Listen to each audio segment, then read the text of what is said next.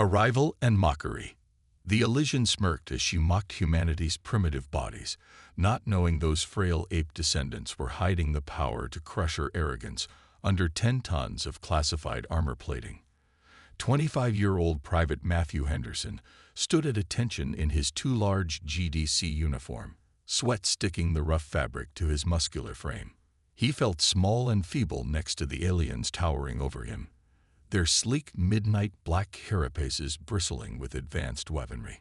The bone spurs jutting from their shoulders and forearms made it clear that Elysians never skipped arm day. As the induction ceremony finished, Commander Herrera sauntered up to Matthew, her mandibles click-clacking with amusement.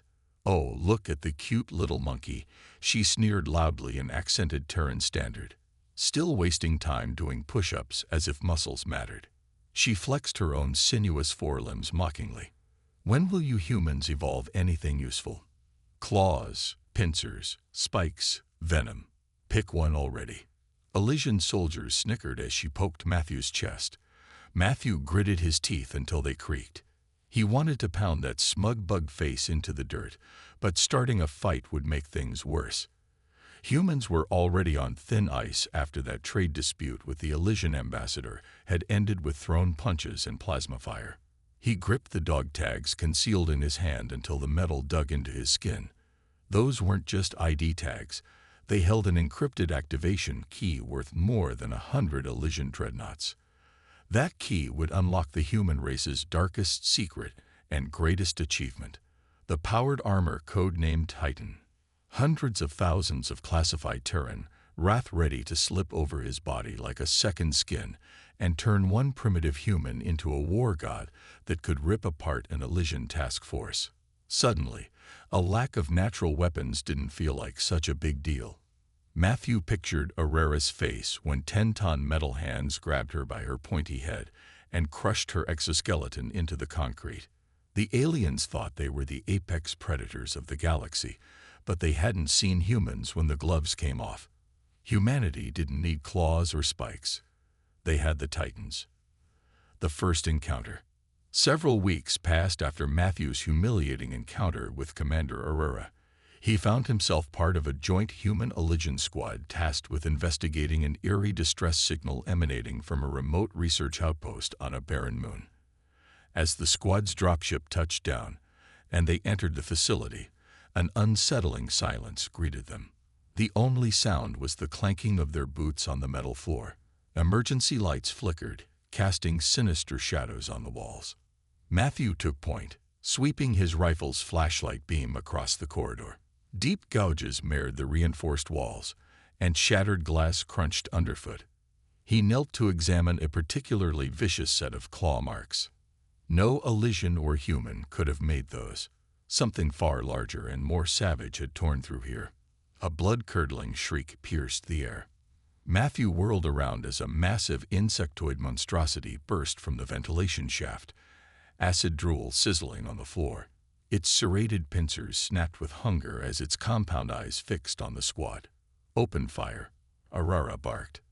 The aliens unleashed a hail of plasma bolts at the creature, but they barely singed its chitinous hide.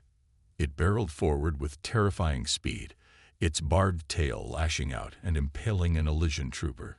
The soldier screamed as he was flung against the wall, his exoskeleton shattering like an eggshell. Matthew dragged a wounded Elysian behind a collapsed pillar, shoving a compress against the bleeding stump of his severed arm. He popped out of cover and squeezed his rifle's trigger, but the weapon beeped and jammed. The creature's head swiveled towards him, mandibles clicking with glee as it sensed easy prey.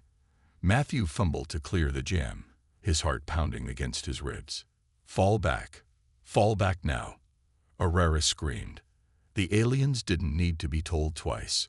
They turned tail and sprinted for the exit, abandoning Matthew and the injured without a second thought. So much for having his back. Matthew gritted his teeth. Like hell was he going to die here. He ripped off his dog tag, slamming his thumb against the biometric scanner. Please work," he muttered. The wall behind him exploded inward, sending him sprawling. The black pod stood in the rubble, its thrusters dying down. The insectoid screeched in agony as it was crushed beneath the pod's bulk. The pod's doors hissed open, revealing a suit of midnight black armor that seemed to drink in the light. It was humanoid but bulkier and taller, with angular plates and glowing red lights. The kind of suit that said, "I'm here to kick ass and chew bubblegum, and I'm all out of gum." Matthew dove into the armor, feeling it close around him like a second skin. His HUD lit up with targeting reticules and ammo counters, servos whining as he stood up, now towering over 10 feet tall. This was more like it. The power unleashed. The wounded Elysian soldier gaped at him in disbelief, mandibles slack. Matthew ignored him, turning to face the oncoming horde of insectoid horrors pouring out of the vents. The armor's energy weapons thrummed with barely restrained power. Playtime was over. Now they'd see what a human could really do. Matthew tore through the insectoid swarm, the Titan armor an unstoppable force of destruction. Particle beams lanced from the suit's wrist cannons, punching fist-sized holes clean through the creature's carapaces and spraying ichor across the walls.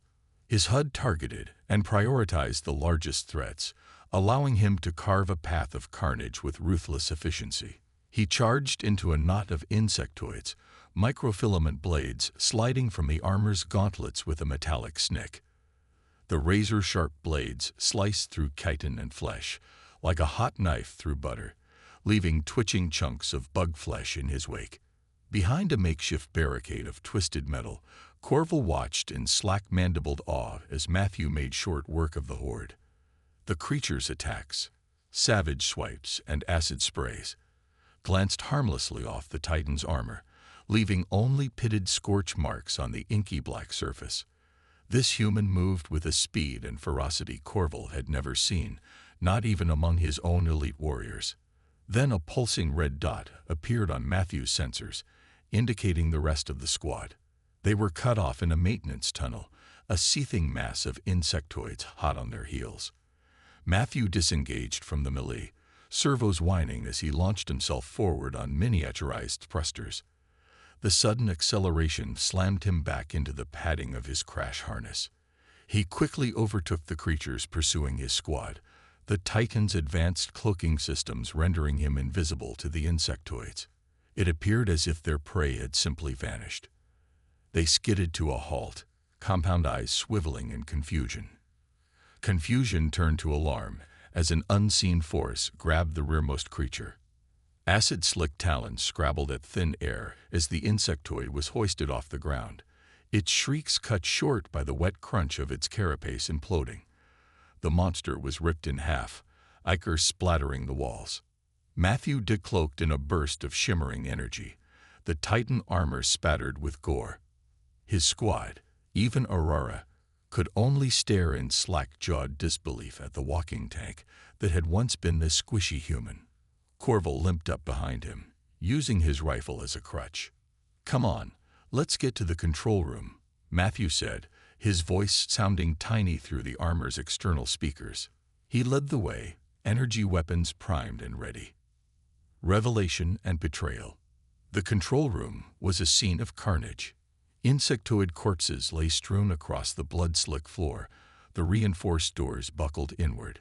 Matthew and Aurora took up defensive positions while Corval accessed the central terminal, his remaining hand flying over the haptic keys. "By the ancestors," Corval breathed, his mandibles quivering with anger as he scanned the decrypted files. This was no accident. The Elysian Science Directorate, they created these things as weapons. Biological terror troops to unleash on our enemies. Aurora's carapace flushed a sickly gray. "You mean our own people did this knowingly?" The thunderous impact shook the room, cracks spidering across the walls. Warning klaxons blared as the base's integrity fields failed. The hull breached in a dozen places. On the terminal's flickering view screens, a skyscraper-sized insectoid queen forced its bulk through the widening gaps, hundreds of warrior drones pouring in around it. "We need to go now," Matthew barked, slamming a fresh power cell into his particle cannon. "Corval, download that data and purge the rest." As the alien sprinted for the hangar bay, Matthew stood alone against the oncoming tide of chitin and claws. Armor autoguns spat death into the horde, piles of twitching corpses quickly clogging the breach. But for every drone he killed, a dozen more clambered over their fallen kin. The final stand. Dropship, gesturing frantically for him to fall back. There's too many. Just go. Get that data back to your leaders.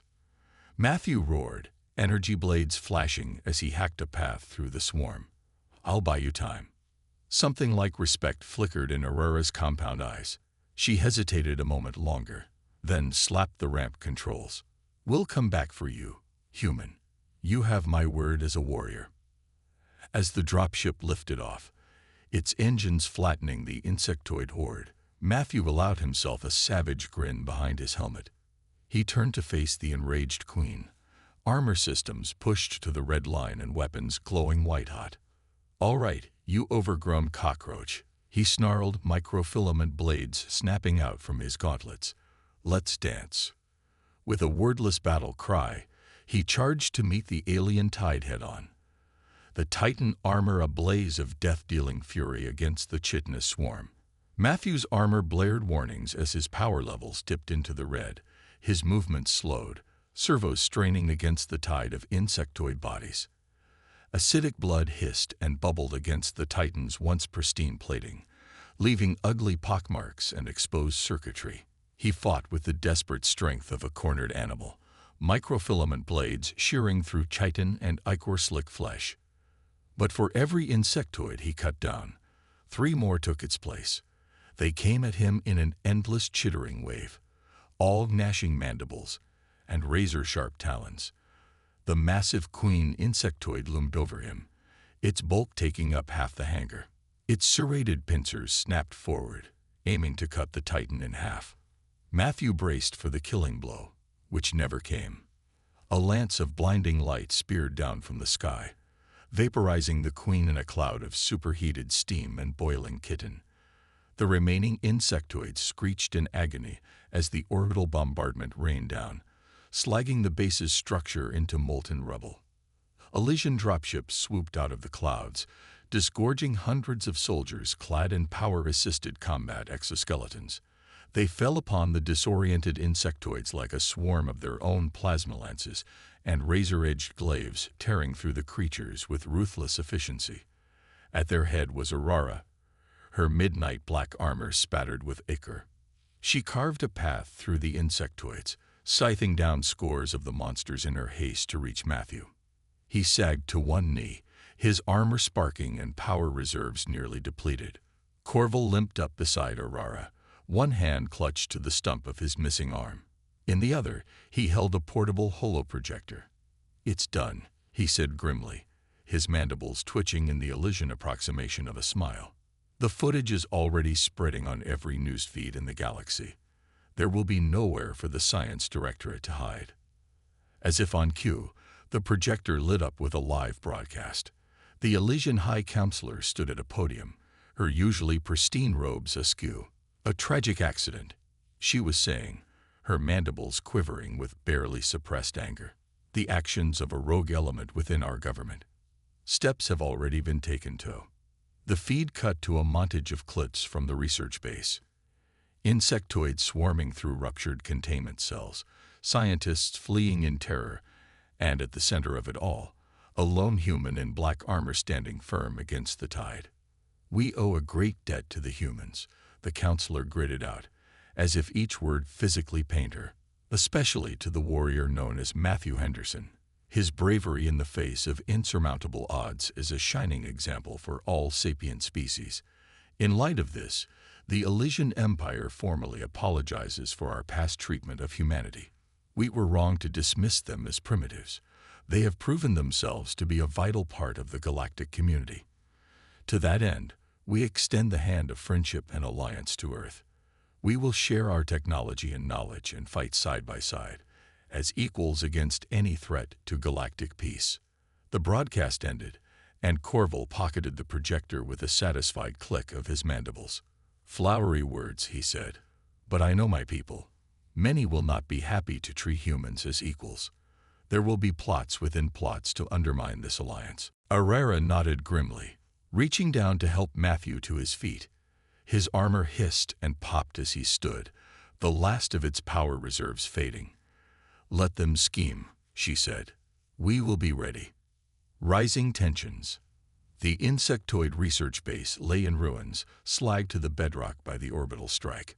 Emergency shelters had been set up to triage the wounded, a mix of human and Elysian medics working side by side to stem the tide of injuries. There would be time to sort out the political fallout later. For now, there was only the aftermath of the battle. Matthew sat on an exam table as a human medic fussed over him, running scans and applying salves to the burns on his skin where the armor had been breached. Elysian soldiers stood guard at the tent flaps, a silent but potent reminder of the shifting status quo. Corval ducked into the tent, a new prosthetic arm gleaming in the harsh light. "The council has made a decision," he said without preamble. "You're being promoted, Matthew, to captain." Matthew blinked at him, momentarily speechless. What? Why? Why do you think?" Corval said, "You're a hero, the face of the new alliance. The council wants to parade you around as a symbol of unity, and what better way than to have you leading a new multispecies task force?" "Task force," Matthew echoed, still trying to wrap his head around the sudden promotion. "An elite unit," Corval confirmed. "The best of the best from all council races. You'll be in command, keeping the peace and dealing with any threats to galactic stability." Matthew frowned. It was a heavy responsibility, and part of him balked at being used as a political pawn. But if he was in command, he could make sure the task force stayed true to its mission. No more backroom deals or rogue experiments. "All right," he said at last. "I'll do it, on one condition. I pick my own team." Corval's mandibles twitched in a smile. "I wouldn't have it any other way, Captain." As Matthew oversaw the training of his new unit, a motley assortment of humans, Elysians, and half a dozen other council races, he couldn't shake the feeling that the insectoid incident was just the tip of the iceberg. For all the council's talk of peace and unity, he knew there were still plenty of people on all sides who would love to see the alliance fail. And deep down, in the marrow of his bones, Matthew knew this was just the beginning. The insectoids were just one nightmare out of many lurking in the darkness between the stars. What other horrors might be waiting out there, ready to catch the galaxy off guard? He would need to be ready. They all would, because he had a feeling that the next time a threat emerged, it would make the insectoids look like nothing more than a child's bad dream. Unveiling the threat. The acrid stench of burning metal and plastic hung in the air as Matthew's unit picked their way through the smoldering ruins of yet another colony. Charred corpses littered the ground, their faces frozen in expressions of terror. Whatever had attacked this place had been brutally efficient, leaving no survivors. Corval knelt beside a mangled body, his mandibles clicking in disgust. This was no ordinary raid. The attackers were heavily armed and well coordinated. They knew exactly where to hit to cause maximum damage. Matthew nodded grimly, his eyes scanning the wreckage for any clues. As he sifted through a pile of debris, a glint of black metal caught his eye. He reached down and picked up a jagged piece of armor, his blood running cold as he recognized the distinctive angular plating. It was a fragment of a Titan gauntlet, identical to the ones on his own suit. "Impossible," he muttered, turning the piece over in his hands. "The Titan tech is top secret. How could anyone else have gotten their hands on it?" Herrera's compound eyes widened as she saw what he was holding. "This is bad, Matthew. If someone has stolen the Titan armor technology, they could wreak havoc across the galaxy." Matthew's grip tightened on the fragment, his mind racing with the implications. "We need to find out who's behind this, and fast, before they strike again." The trail of clues led them deep into the frontier, a lawless expanse of space where the authority of the Council held no sway. They tracked the rogue Titan armor to a hidden base carved into the heart of an asteroid, its surface bristling with gun turrets and sensor arrays. As they approached in a cloaked shuttle, Matthew couldn't shake the feeling that they were walking into a trap. But they had no choice. They had to stop whoever was using the stolen tech before more innocent lives were lost. They'd breached the base's airlock, the Titan armor's strength making short work of the reinforced doors. Inside, they found themselves in a vast hangar bay. Rows of black-armored soldiers standing at attention before a raised dais. A figure stood at the center of the dais, clad in a modified Titan suit that seemed to drink in the light. As he turned to face them, Matthew felt a shock of recognition. Zeran, he growled, the name bitter on his tongue. The Elysian warlord had been a thorn in the Council's side for years, his ruthless tactics and charismatic leadership allowing him to carve out a sizable throne on the fringes of civilized space. Zeran's mandibles twisted in a cruel parody of a smile. "Captain Henderson, I was wondering when you'd show up.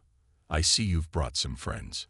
Matthew leveled his particle cannon at the warlord's head. "It's over, Zeran. Surrender now, and you might just avoid a firing squad." Zeran laughed, the sound echoing off the hangar walls. "Oh, I don't think so, Captain. You see, I have big plans for this galaxy. Plans that don't include the Council or their pathetic attempts at unity." He gestured to the soldiers around him, their armor as black and angular as his own. "Behold the future of warfare. An army of Titan-clad warriors loyal only to me.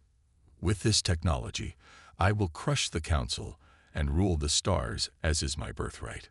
Matthew's eyes narrowed. "You're insane. The Council will never let you get away with this. The Council is weak," Zeran spat. "They couldn't even stop a few overgrown bugs without your help. But I engineered those creatures. I leaked the information that led your squad to that base. It was all part of my plan to weaken the Council and create an opportunity for my own rise to power." He spread his arms wide, his armor glinting in the harsh light. "Join me, Henderson. Together, we could rule this galaxy as gods among insects, or stand against me and be crushed like the rest of the weaklings." Matthew's finger tightened on the trigger, his armor's targeting systems locking onto Zeran's vital points. "I'll never join you. I swore an oath to protect the innocent, not to betray them for my own gain." Zeran's mandibles clicked in mock disappointment. "So be it." He barked a command, and the hangar erupted into chaos. Black-armored soldiers surged forward, their weapons spitting plasma and micro-missiles. Matthew's squad opened fire, the air filling with the scream of particle beams and the flash of detonating ordnance. Even with the Titan armor's advanced systems, the rogue aliens proved to be formidable opponents. They moved with a speed and precision that spoke of intense training, their stolen suits augmenting their natural strength and agility. Matthew found himself locked in a brutal melee with a trio of Zeran's elite guards, their armor slick with the blood of his fallen comrades. He ducked and weaved, his microfilament blades flashing as he parried their strikes and countered with his own. One by one, they fell before him, their armor sparking and smoking as he tore through them with ruthless efficiency. But there was no time to catch his breath. More soldiers poured in from every direction, their weapons trained on him. At the center of the maelstrom, Zeran stood atop the dais, his armor glowing with an eerie red light. He raised his hands, and a swarm of insectoid drones detached from the walls, their razor-sharp pincers glinting in the firefight. Matthew's eyes widened in horror as he recognized the creatures. They were the same ones from the research base, but evolved, their carapaces harder, their claws more vicious. Zeran had been breeding them, perfecting them for this very moment. The drones fell upon Matthew's squad like a tide of chitin and fury, their numbers threatening to overwhelm even the Titan's superior firepower. Matthew fought his way toward Zeran, his armor's energy reserves dwindling with each step. At last, he stood before the warlord, his armor battered and scorched, but still intact. Zeran's mandibles twisted in a sneer as he raised his own blades, their edges crackling with disruptor energy. "You should have joined me, Henderson. Now you will die like the rest of the Council's lapdogs." Matthew said nothing. He simply charged forward, a wordless battle cry tearing from his throat as he met Zaran head-on. Their armored figures clashed in a display of raw power and advanced technology, their blades sparking and screeching as they traded blows faster than the eye could follow. Matthew felt his muscles burn with the strain, his armor servos whining as they struggled to keep up with the warlord's inhuman speed. But he refused to yield. He thought of all the innocent lives Zaran had taken, all the worlds he would enslave if he was allowed to succeed. That knowledge fueled him, driving him to fight harder, to push beyond the limits of flesh and steel. In the end, it was Matthew's unwavering resolve that proved the difference. As Zaran lunged forward in a final desperate strike, Matthew sidestepped and brought his blades down in a vicious arc. The warlord's armor split open like a cracked shell, sparks and ichor spilling from the wound. Zaran staggered back, his mandibles clicking weakly as he tried to raise his weapons, but it was too late. Matthew pressed the advantage, his blades flashing in a blur of motion as he tore the warlord apart, piece by piece. As the last of Zaran's armor fell away, revealing the broken, bleeding thing within, Matthew stood over him, his chest heaving with exertion. Around him, the battle still raged, but he knew it was only a matter of time now. Without their leader, the rogue aliens would soon fall. But even as the last of Zaran's soldiers laid down their arms and the base's systems were secured, Matthew couldn't shake the feeling that this was only the beginning. The theft of the Titan armor technology had opened a dangerous new chapter in the galaxy's power struggle, one that would have far-reaching consequences for all species. As he looked out over the carnage of the hangar bay, Matthew knew that his fight was far from over. There would be others like Zaran, others who would seek to use the Titan armor for their own twisted ends, and he would be there to stop them, no matter the cost. Epilogue. A new dawn. In the aftermath of Zaran's defeat, an uneasy silence settled over the Galactic Defense Corps. Matthew sat in the briefing room, his Titan armor still bearing the scars of the vicious battle. Around him, holographic displays flickered with images of the stolen armor plans, a grim reminder of the new threat they faced. Admiral Xander, a battle-hardened Elysian, with a web of scars across his carapace, fixed Matthew with a steely gaze. Captain Henderson, I won't mince words. The theft of the Titan armor technology is a catastrophic breach of security. If those plans fall into the wrong hands, it could mean the end of the galactic order as we know it. Matthew nodded grimly. What's the plan? Sir, we've managed to trace the stolen plans to the galactic underworld, Xander said, bringing up a holomap of a seedy-looking space station. Intel suggests they've ended up in the hands of a notorious arms dealer known as the Void Phantom. Your mission is to infiltrate his stronghold, recover the plans, and bring the Phantom in for questioning. Understood, Matthew said, already mentally assembling his team. I'll need my best people for this. Take whoever you need, Xander said. But remember, this mission is top secret. We can't afford to let word of the theft spread any further. As Matthew gathered his team, a mix of humans and Elysians, each handpicked for their unique skills, he couldn't shake the feeling that they were walking into something far more dangerous than a simple recovery mission. They approached the Void Phantom's stronghold in a cloaked shuttle, the station's defenses seemingly unaware of their presence. But as they docked and prepared to disembark, a sudden burst of plasma fire rocked the shuttle, alarms blaring in the cockpit. It's a trap, Aurora shouted, her mandibles clicking in agitation. They knew we were coming. Matthew cursed under his breath, his armor systems already whirring to life. Change of plans, he said over the comm. We go hard and fast. Corval, Aurora, you're with me. The rest of you, secure the perimeter and keep our exit clear. They breached the airlock in a hail of sparks and shrapnel, the Titan armor's strength making short work of the reinforced doors. Inside, they found themselves in a labyrinthine maze of corridors and chambers, each one bristling with deadly traps and automated defenses. As they fought their way deeper into the stronghold, dodging plasma beams and disruptor blasts, Matthew couldn't shake the feeling that they were being herded. Every turn seemed to lead them further into the Phantom's clutches, and the resistance only grew fiercer the closer they got to the central chambers. At last, they breached the final door, only to find themselves in a cavernous hangar bay.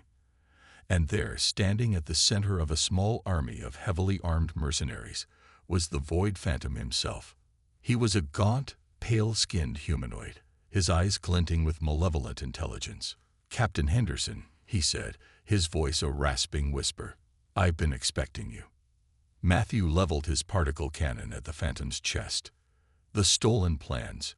Where are they?" The Phantom laughed, a dry hacking sound. "You really think I keep them here?" No.